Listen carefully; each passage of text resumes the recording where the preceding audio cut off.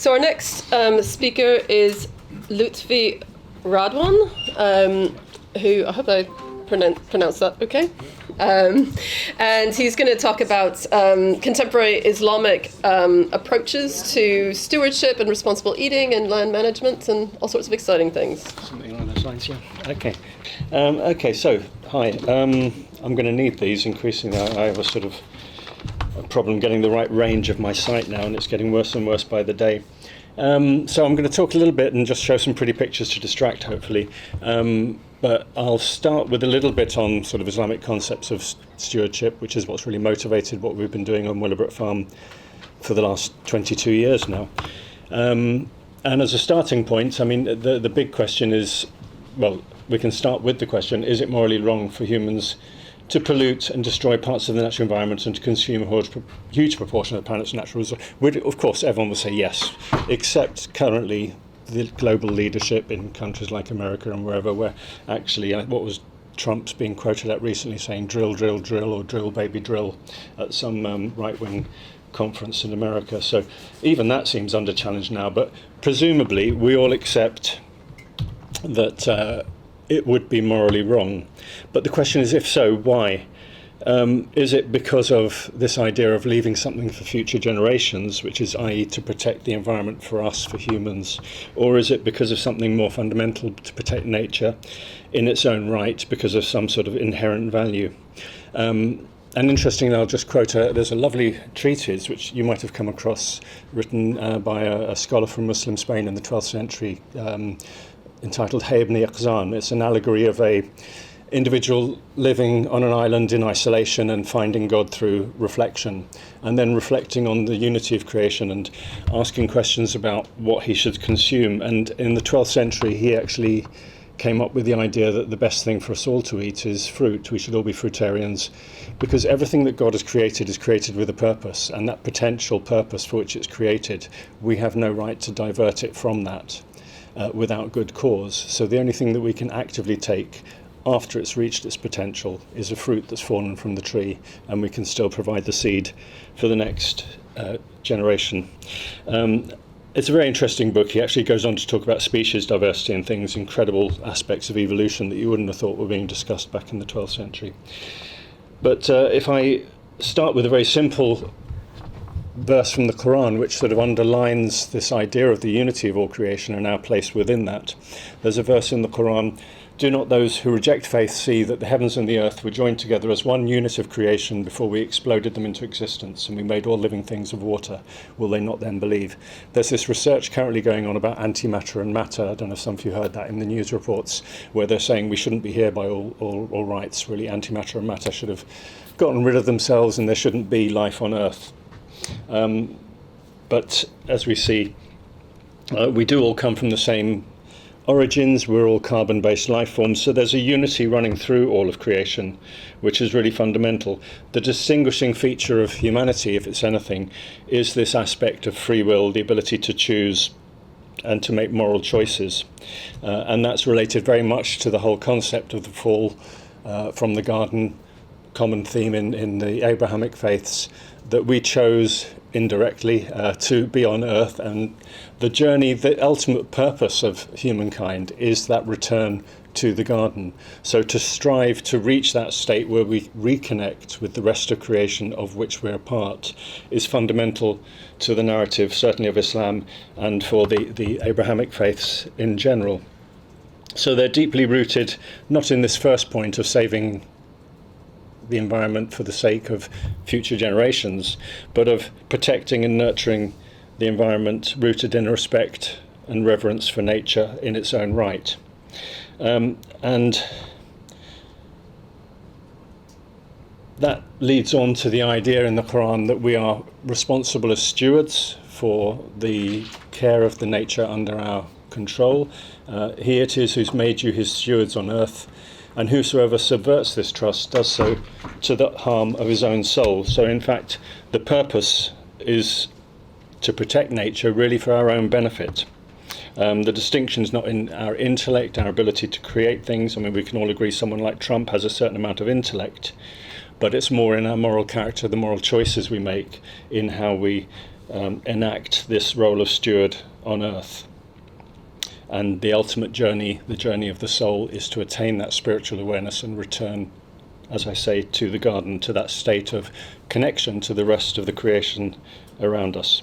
So our time on earth is actually a spiritual journey for us to connect with nature. So it's fundamental to Islam, certainly, that your whole experience of interacting, consuming food, producing food, is connected to your own spiritual development. Okay. And another fundamental feature that comes up a lot in the Quran is this idea of balance, which I think Ellie alluded to. Also, the idea of mizan in the Quran. The word balance here, mizan, actually has a deeper meaning, but you can see the number of times it's mentioned there. The heavens are set and raised, they're in the balance, and in order that you would not transgress the balance, so establish a balanced measure with justice and do not destroy. They keep the refrain of balance. In the Arabic it's much more poetic, but the idea that this mizan is a natural thing surrounding us which we have to live within. We have the choice to go left or right, but we have to take that choice to maintain and look after the world around us. You couldn't get a clearer statement than in the next verse, which uses this lovely word in Arabic, fasad, which actually has the meaning of moral corruption as well as physical pollution. It's a really interesting word because, of course, you only get one with the other. The current global capitalism, which is just the latest iteration of greed, is inherently linked to global corruption and pollution and destruction. So the two come together. The Quran says, pollution and corruption has appeared throughout the land and the seas as a result of the deeds of humankind, so that he may let them taste some of the consequences of their actions in order that they might return to the right path. I just read this morning on the way in on the train a Guardian article looking at the carbon footprint of the, I think we can call it a genocide now in Gaza, because even leading Israeli scholars on Holocaust studies have called it a genocide. The carbon footprint of the last 18 months of destruction is equivalent to 100 countries, albeit slightly smaller countries. But this is a terrible statistic, linking the moral corruption with the environmental destruction that we're seeing around ourselves. So that's a sort of brief introduction to an Islamic take on the importance of the environment and the connection to our own spiritual journey in recognizing that responsibility that we face towards the created world. And that contrasts very clearly with sort of modern, don't want to just pick on capitalism, but modern consumerist attitudes towards commodification of resources around us. On Willowbrook Farm, we've tried to take a different route, and I'll just very briefly talk to you about what we're doing as opposed to industrial farming practices. This is a lovely picture, beautiful picture. Does anyone actually know what it is? These are cattle lots in America. Each of those little dots are cows, and that's the effluent washing into a sea of slurry behind them. Some people call that farming. This is the sort of thing that we're facing. Whether it's vegetable production or animal production, it's equally destroying the environment around us, and it's far too simple to separate animal production and veganism, vegetarian production, when in fact, having worked in much of the developing world for a number of years prior to farming in the UK, a lot of the environmental destruction, a lot of the killing of the wildlife is due to producing crops, using increased amounts of chemical fertilizers, pesticides, herbicides. So there's as much death and destruction as a result of vegetable and grain production as there is in producing animals in this sort of way. That contrasts with what we try and do on the farm ourselves, rearing our animals and our veg in a very natural way.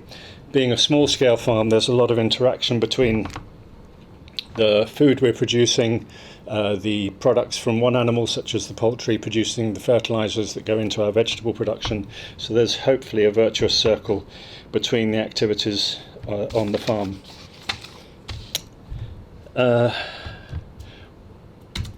And there's just another few nice pictures of what we do.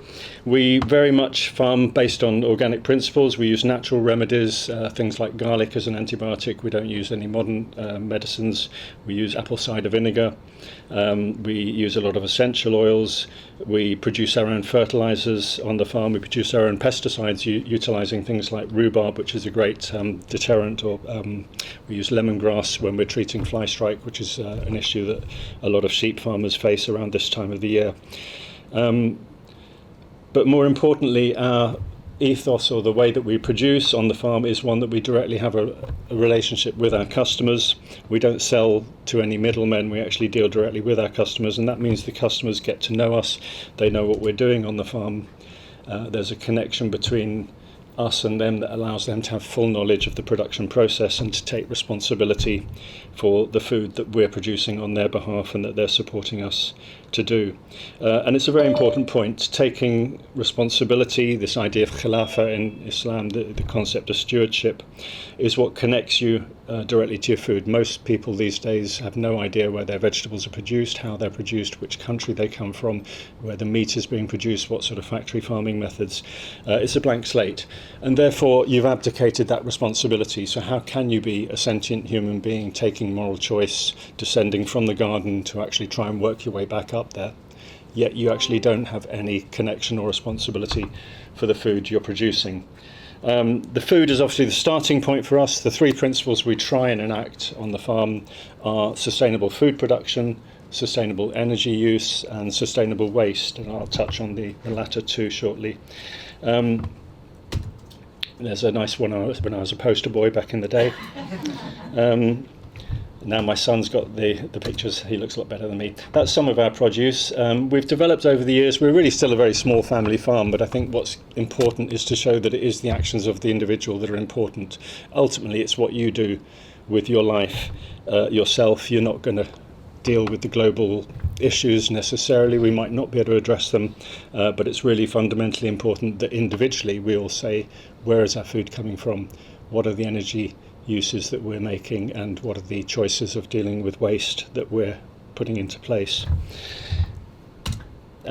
We sell at the Oxford Farmers Market. Not a very good picture there, sorry, I didn't have time in between dealing with the animals to actually get good quality pictures. But we have a good customer base in Oxford. We have a customer base that goes beyond Oxford, and that connection is fundamental. It's really important to us. Ellie mentioned about the lack of interfaith communication possibly between some groups. I mean, as a farm that's been around for 22 years now, we've had really good relationships with the Sustainable Food Trust, which is primarily a Christian-based movement. Patrick Holden, some of you might know of.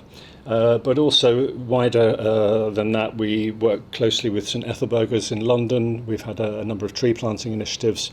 We had an interfaith tree planting program on the farm, which we started up with the mosque in with the synagogue in Oxford, as well as a Christian group. What was lovely about that was we actually had Israelis coming over who were visiting the UK at the time. This was about 4 years ago, and had been working on a replanting scheme with Palestinian farmers after settlers had torn up ancient olive groves. And they came to us and they taught us the same prayer that the Palestinian farmers used over each tree they planted. And then we had Muslim, Jew and Christian in the Oxfordshire countryside planting this lovely hedgerow, which is now, developing really, really well. And we all used that same prayer of the Palestinian farmers taught to us by Israeli Jews who had come to the UK. So it really emphasises the point that interfaith communication is really crucial. I'll speed up. We do a lot of other things. We have a campsite. We also have a small little festival on the farm. Briefly, I'll touch on waste. Many of you will have seen landfill sites. If you haven't, they're a vision of hell. We recycle and repurpose as much as we can on the farm. All of the toilets are compost toilets. We have a larger biodigester tank for the main toilets on the farm. We have a wood burner. We planted 6,000 trees on the farm. And we have a sustainable offtake of timber that doesn't even start to touch those trees now in managing them 20 years on. We produce 28 kilowatts of solar power, so a lot of our energy needs are met on the farm. But probably most importantly, or at least I'm most proud of, is the mud buildings that we've built on the farm. We've built earthen buildings utilising our own clay and straw from the farm, and we built what is, I think, potentially the largest earthen building in modern period built in England. Though a lot exist in Devon and Cornwall, but this is probably the largest one since the sort of 60s. And a very healthy natural building which actually inherently keeps in the heat in the winter and actually keeps out the heat in the summer. So we're trying to address those three areas. I'll just leave you with this small quote from a 9th century treatise written about the protection of the environment, which is quite prophetic for the modern period. And in addition to that, just one very short hadith of the Prophet Muhammad, where he said that if you find yourself in the final days and you have a seed in your hand, you should plant it. And that re-emphasises this point that individual responsibility is really crucial. The world might be going to pot, we might not be able to change things, and if you even plant that seed, what's going to happen? It's the final day. But you do the right thing even if it seems that there's no purpose. And that point's really important because psychologically it makes us realise that we do the right thing for the right reason, whether or not we think we're going to change the terrible tide that seems to be going against us all. Okay, thank you.